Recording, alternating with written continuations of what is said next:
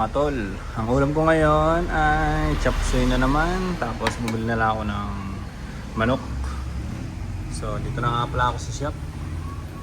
At ako'y kakain na muna.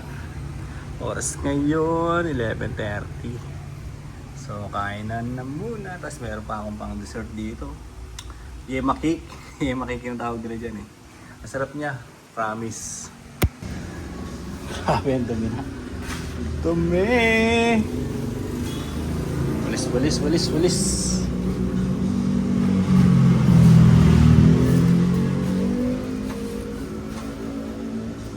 Saka natin i-map, no?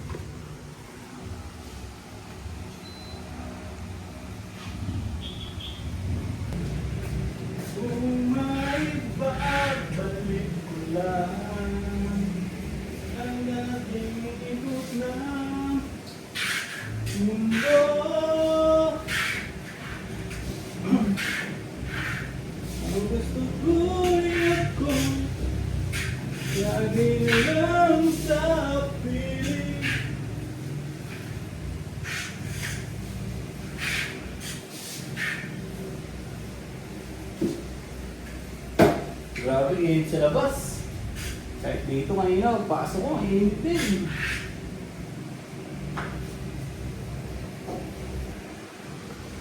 Ano lang.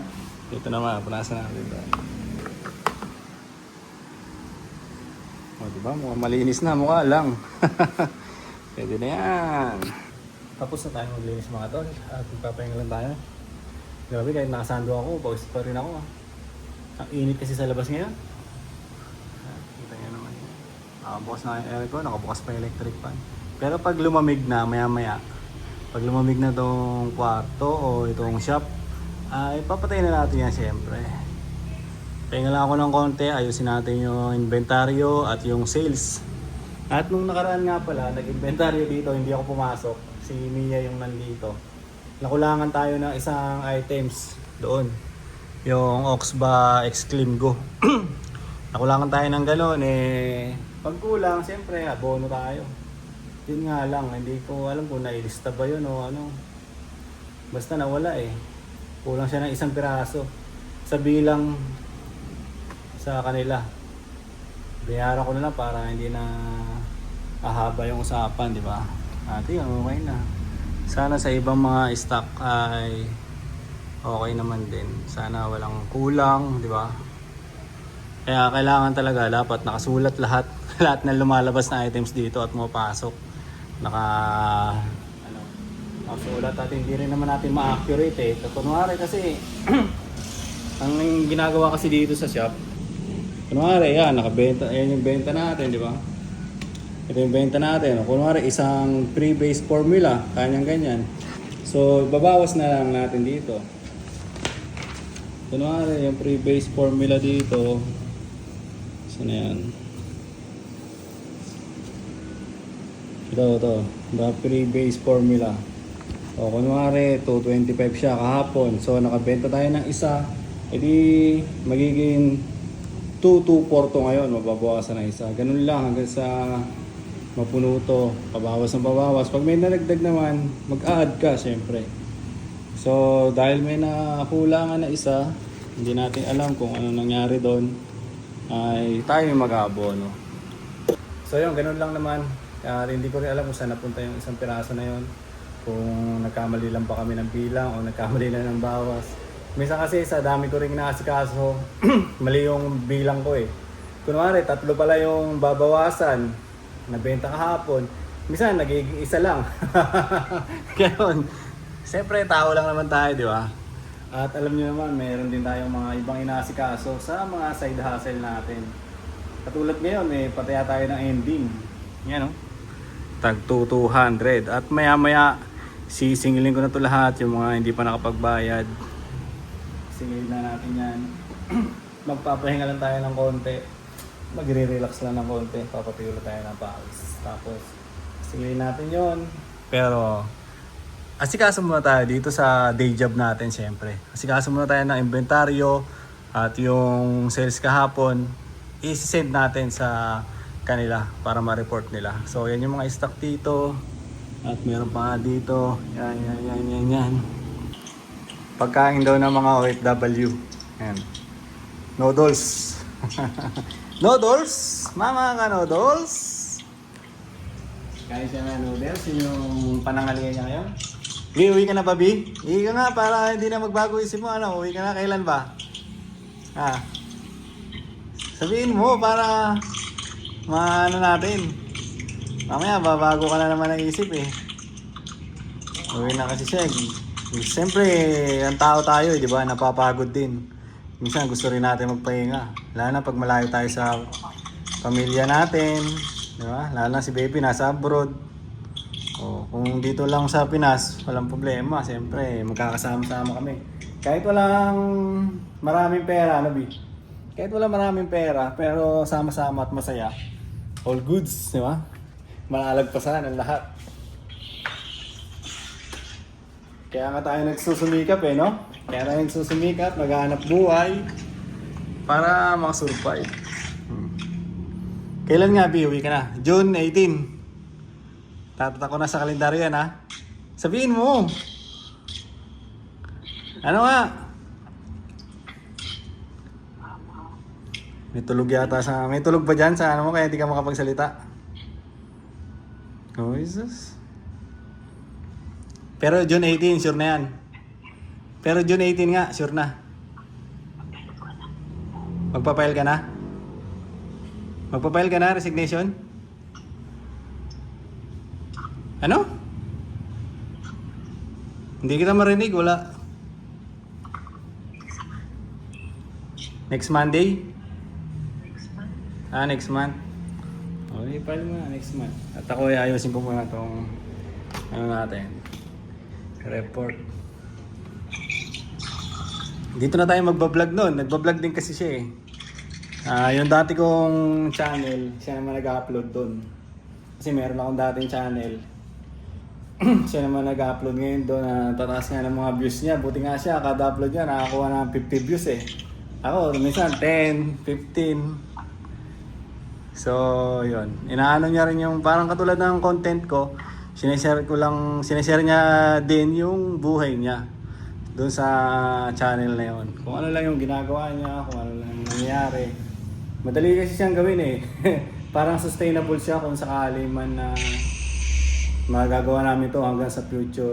Sustainable siya kasi wala lang kami kailangan isipin na content. Basta kung ano lang yung ginagawa, di ba? Katulad ngayon, no? Ito lang ginagawa ko, mag-send ako ng report, kausap ko si baby. Nakapindot yung record, di ba? Nakapindot yung record, so content na yan, di ba? Ganun na, vlog na yan. Biko. Sarap ah. Okay. At ayusin ko na yung report ko. B, ang title ng vlog ko ngayon, B, uuwi na si baby sa Pilipinas. O kaya uuwi na si baby sa Pilipinas.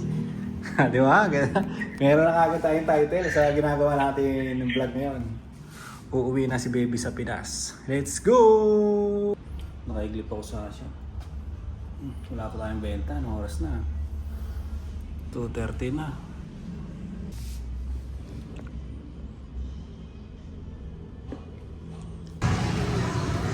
Punta muna tayong Pure Gold at bibili tayong toothpaste. Wala kang toothpaste sa bahay.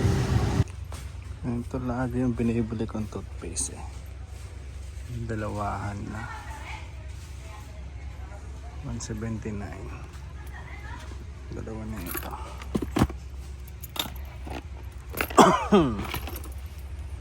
Saka bili tayo ng isang ganito. Okay na yan. Tara na.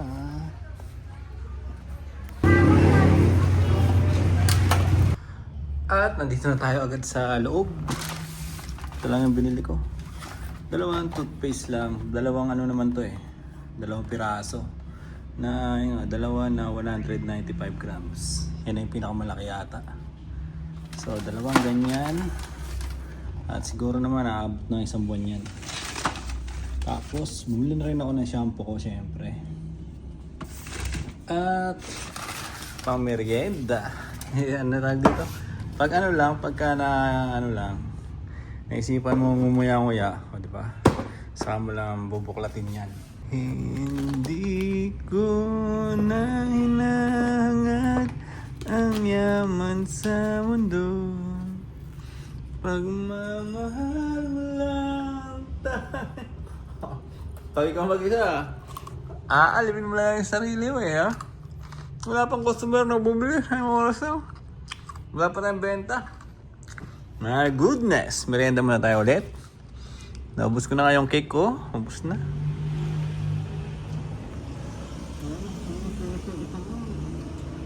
Tapos, bumili nga rin pala ako sa Shopee na ganito. Nalagyan na ng cellphone natin na pang-vlog.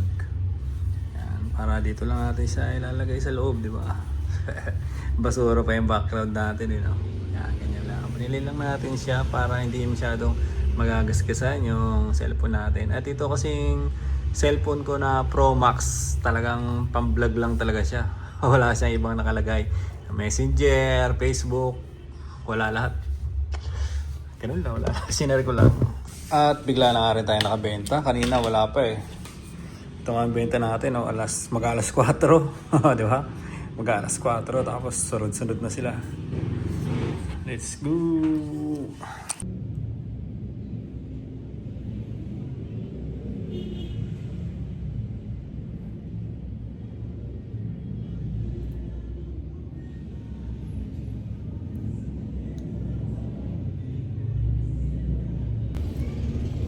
At medyo nalinis na ng konti yung balbas natin.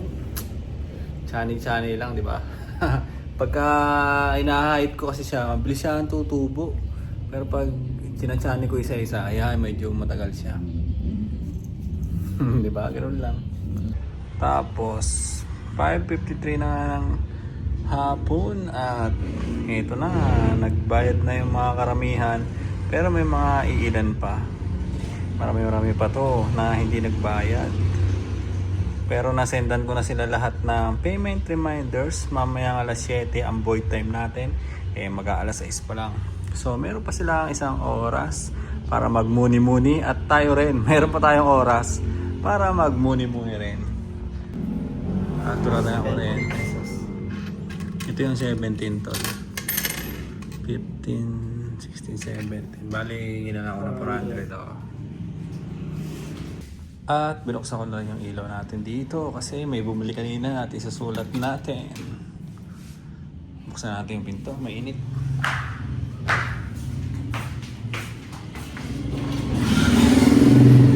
Diba?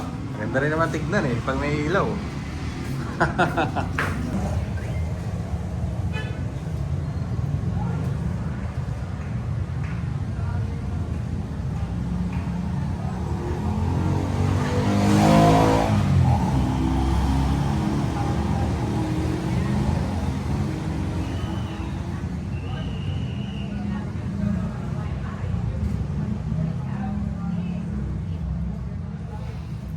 Ang init.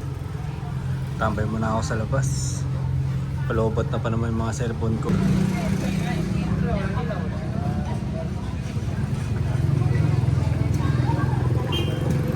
At ayun nga, kakabalik lang ng kuryente. Medyo mabagal yung internet ko kanina. Naka-data lang ako eh. Hanggang ngayon naka-data pa rin ako. Kasi nag-drink pa na red yung internet natin. Mga ilan na lang naman yung hindi nagbayad at na-void na rin yung iba, inaalok ko. Trabawin ko muna to. At malapit mag-umpisa yung laro. 7:30 yung start ng game. Pero minsan nalilate naman sila eh. Minsan 7:50 saka pala magsisimula. So yun, trabaho at medyo mahaba na rin siguro yung vlog-vlogan ko para sa ngayong araw. Kaya dito na muna natin tatapusin yan. So yun mga tol. Bye-bye!